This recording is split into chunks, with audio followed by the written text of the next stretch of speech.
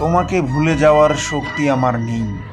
তুমি টের পেয়েছিলে, তুমি ভালো করেই বুঝে গিয়েছিলে তোমাকে ছাড়া অন্য কারো কথা আমি ভাবতেই পারি না।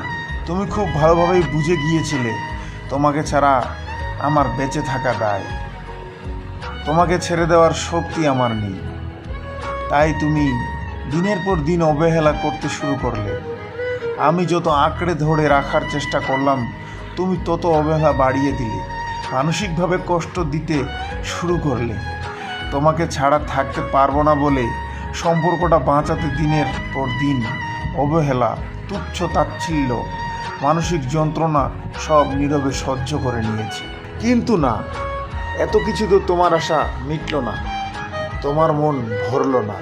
তুমি দিনের পর দিন রং বদলাতেই থাকলে, খলসের পর খলস ছাড়তেই থাকলে, বারবার আমাকে ভেঙে চুরে একাকার করার মতো আমার অশ্রুসিক্ত আঁখি দেখে তুমি পিচাসের হাসিতে মেতে উঠতে শুরু করলে।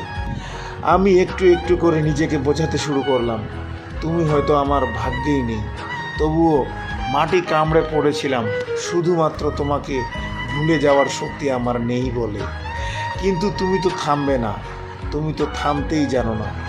আমার প্রতি তো তোমার ভালোবাসাই ছিল না, যেটা ছিল সেটা ভালো লাগা, সেটা মোহ। এই ভালো লাগা আর মোহ কেটে যাওয়া মাত্রই তুমি মানুষ থেকে অমানুষ হয়ে গিয়েছিলে।